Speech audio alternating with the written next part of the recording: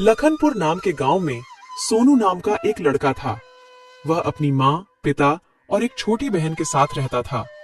सोनू के पिता पास के ही एक स्कूल में शिक्षक थे, लेकिन अपनी कम तनख्वाह के कारण वह स्कूल से घर आने के बाद शाम को बच्चों को ट्यूशन भी पढ़ाते थे।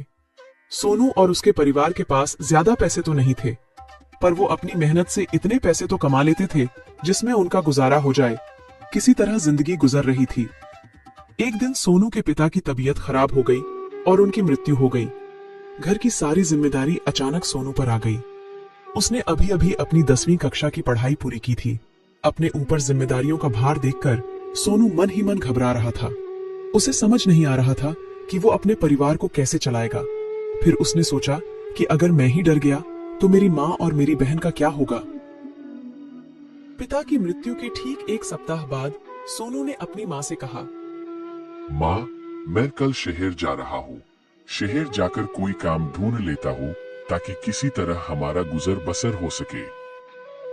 तुम्हारे पिता तो अभी अभी हमें छोड़कर चले गए। अब तुम शहर जाने की बात कर रहे हो, और शहर में तो हमारा अपना कोई है भी नहीं।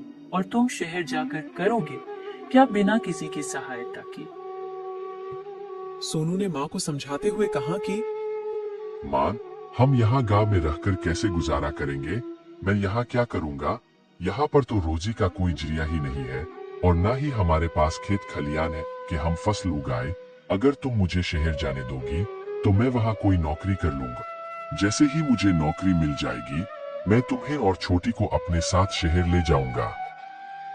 माँ चुपचाप सोनू की बातें सुनती रही। माँ के आंखों में आंसुओं की एक लड़ी दिखाई दे रही थी। यूं अचानक अपने बेटे के मुंह से बड़ी बड़ी बातें सुनकर वो भावुक हो गई और बोली, बेटा, अगर जाना है तो तुम जाओ, पर मैं गांव छोड़कर कहीं नहीं जाऊंगी। यही इस घर में तुम्हारे पापा की यादें हैं। मैं उन्हें छोड़कर कहीं नहीं जाऊंगी। यह कहते हुए माँ अपने आंसू बहने से ना रोक सके और जोर जोर से रोने लगी। माँ को रोता देखकर सोनू भी अपनी माँ के साथ भावुक हो गया। फिर किसी तरह उसने खुद को संभाला और अपनी माँ को समझाने लगा, माँ, तुम उदास मत हो।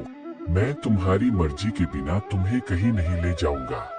पर माँ, कृपया करके मुझे खुशी से जाने दो, क्योंकि मुझे छोटी को खूब पढ़ाना है।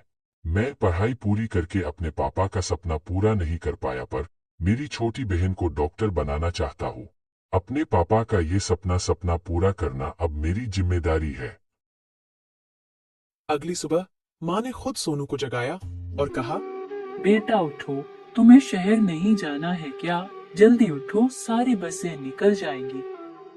यह सुनते ही सोनू तुरंत अपने बिस्तर से उठता है और तैयार होकर अपनी माँ और छोटी बहन को दुलारता हुआ बस के लिए घर से निकल जाता है।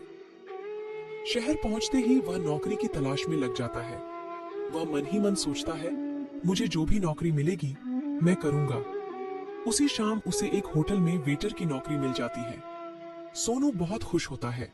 उसका रहना खाना सब उसी होटल में होता था, लेकिन उसकी तनख्वाह कम थी, पर रहने और खाने की कोई चिंता नहीं थी। इसीलिए सोनू अपनी नौकरी से खुश हो जाता है और उसी पल से होटल में काम करना शुरू कर देता है। वह स्वभाव से दयालु और दिल का साफ लड़का था। होटल मैनेजर और होटल के अन्य कर्मचारी भी सोनू के इस स्वभाव से बहुत खुश थे। उसके इस स्वभाव के कारण होटल में आने वाले ग्राहक भी सोनू के व्यवहार से खुश रहते थे और अच्छी टिप भी देते थे। सोनू अपनी नौकरी से बहुत खुश था। उसे रोजाना 1000 से ज्यादा टिप मिलती थी। वह अपनी जरूरतों के लिए काफी पैसे बचाकर गांव में अपनी माँ को भेज देता था। सोनू द्वारा भेजे गए पैसों से गांव में उसकी माँ और बहन भी खुश थे, और उसकी बहन स्कूल में मन लगाकर अपनी पढ़ाई कर रही थी। ऐसा लग रहा था जैसे जिंदगी की रेल अब पटरी पर आ रही है। तभी एक दिन होटल के मैनेजर ने सभी कर्मचारियों को एक जगह पर इकट्ठा बुलाया और कहा कि यह होटल कल से बंद हो रहा है और अब कभी नहीं खुलेगा। तुम लोग आज रात यहीं रुक सकते हो, लेकिन सुबह होते ही सब होटल खाली करके चले जाना। सोनू के साथ सबने पूछा कि होटल क्यों बंद किया जा रहा है? हमारा क्या होगा? हम कहाँ जाएंगे? मैनेजर ने नीचे देखा और कहा कि मालिक अब इस जगह पर पिज्जा हट खोल रहा है और उसे पढ़े लिखे और कंप्यूटर के जानकार लोगों की जरूरत है। मालिक को अब हमारी कोई जरूरत नहीं है। मैनेजर की बातें सुनकर सब चुप हो गए और अपने अपने कमरे में चले गए। चिंता में पूरी रात कोई नहीं सोया। सोनू के जीवन में मुश्किलों पे मुश्किलें चली आ रही थी।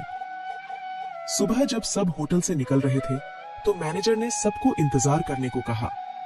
सबसे बात करते हुए मैनेजर ने कहा, उदास मत हो, मेरी नौकरी भी चली गई है। इस उम्र में मुझे कहीं नौकरी भी नहीं मिलेगी। मैंने अपनी पूरी जिंदगी इसी होटल में बिताई है। मेरा तो अपना कोई भी नहीं है जिसके पास मैं जाऊं। यह सब सोचने के बाद कल रात में होटल मालिक के पास गया और उसने मुझे कुछ पैसे दिए हैं। इस पैसे पर मेरा अकेले का हक नहीं हो सकता, इसलिए हम इसे आपस में बांट लेते हैं। यह सुनकर सबके चेहरे पर थोड़ी खुशी तो आई, पर नौकरी जाने का दुख तो अभी भी था। सब दुखी मन से वहां से चले गए, लेकिन सोनू होटल के बाहर खड़ा था। वह सोच रहा था कि घर जाकर अपनी मां से क्या कहेगा। सोनू को परेशान देखकर होटल मैनेजर उसे अपने साथ घर चलने को कहता है, लेकिन सोनू मैनेजर के साथ जाने से मना कर देता है और कहता है कि उसे आज ही नौकरी ढूंढनी होगी। मैनेजर ने सोनू को समझाया कि नौकरी ढूंढना तो ठीक है, लेकिन इतनी सुबह सुबह तुम कहां जाओगे? मेरे साथ चलो, मेरा घर थोड़ी ही दूरी पर है। अपना सामान वहीं रखो और फिर नौकरी की तलाश में जाओ। सोनू ने ठीक है कहा और मैनेजर के घर चला गया। वहां पहुंचकर मैनेजर चाय और पकौड़े बनाने के लिए अपने किचन में चला गया। सोनू ने मैनेजर से कहा, आप बैठिए, मैं चाय और पकोड़े बनाकर आपको खिलाता हूँ। सोनू की बातें सुनकर मैनेजर भी हंस पड़ा। कुछ देर में दोनों ने चाय पकोड़े खा लिए। सोनू ने चाय और पकौड़े वाकई बहुत स्वादिष्ट बनाए थे। मैनेजर ने उसकी खूब तारीफ की, जिसके बाद उसने सोनू को एक सुझाव देते हुए कहा, क्यों ना तुम चाय और पकौड़े की अपनी दुकान खोल ले? अगर तुम इसे इतना स्वादिष्ट बनाओगे तो वाकई बहुत काम आएगा। मैनेजर की बात सुनकर सोनू को चाय की दुकान खोलना सही नहीं लगा। मैनेजर ने सोनू से पूछा कि चाय बेचने में क्या बुराई है? किसी काम को छोटा नहीं समझना चाहिए। हो सकता है तुम आज चाय बेच रहे हो और कल तुम देश के प्रधानमंत्री बन जाओ। यह कहकर मैनेजर मुस्कुराने लगा। मैनेजर ने सोनू को समझते हुए फिर से कहा कि अगर तुम अकेले नहीं करना चाहते तो हम पार्टनर के तौर पर करेंगे। तुम्हें जो तनख्वाह मिल रही थी वही मिलेगी, तुम बनाओगे और मैं बेचूंगा। यह सुनकर सोनू ने कहा कि ठीक है, मैं चाय पकौड़े बनाकर बेचूंगा, तुम बस ग्राहक से पैसे का हिसाब कर लिया करना। चाय पकौड़े खाने के बाद दोनों घर से दुकान की तलाश में बाजार की ओर चल पड़े। उन्हें एक दुकान भी मिल गई जिसका किराया वे दोनों आराम से दे सके। मैनेजर ने सोनू से कहा कि तुम मेरे साथ मेरे घर में रहो और अगर तुम्हें रहने में कोई दिक्कत है तो तुम मेरे साथ रहने का किराया अपनी मर्जी से दे सकते हो। यह कहकर मैनेजर हंसने लगा। सोनू ने फिर कुछ नहीं कहा और मैनेजर के साथ उसके घर में रहने लगा। अगले ही दिन से दोनों ने अपनी चाय पकौड़े की दुकान खोल ली। उसकी दुकान वाकई चल निकली और वह रोजाना 3000 से 4000 रुपए की चाय पकौड़े बेचने लगा। धीरे धीरे उसने अपनी दुकान बड़ी कर ली और कुछ पिछले कर्मचारी उसके परिचित भी हो गए। सोनू ने उन्हें भी अपनी दुकान में काम करने के लिए बुला लिया। सभी खुश थे क्योंकि सबको फिर से साथ काम करने का मौका मिल गया। सोनू के चाय पकौड़े का काम खूब अच्छा चलने लगा। कुछ महीनों में उसने अपनी माँ और बहन को भी शहर बुला लिया और बहन का दाखिला शहर के एक अच्छे विद्यालय में कर दिया। आखिरकार सोनू और उसके परिवार का मुसीबत भरा जीवन अब थोड़ा आसान हो गया था। इस कहानी से हमें यह सीख मिलती है कि चाहे आप कितनी भी मुसीबत में क्यों ना हो, हिम्मत कभी ना हारें और अपने किसी जानने वाले को मुसीबत में कभी अकेला ना छोड़ें। हर किसी के पास कोई ना कोई हुनर होता है जो किसी और के पास नहीं होता।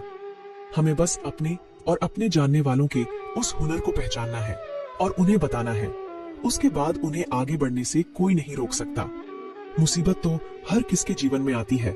समझदार इंसान वो है जो मुसीबतों से लड़कर आगे बढ़ता है।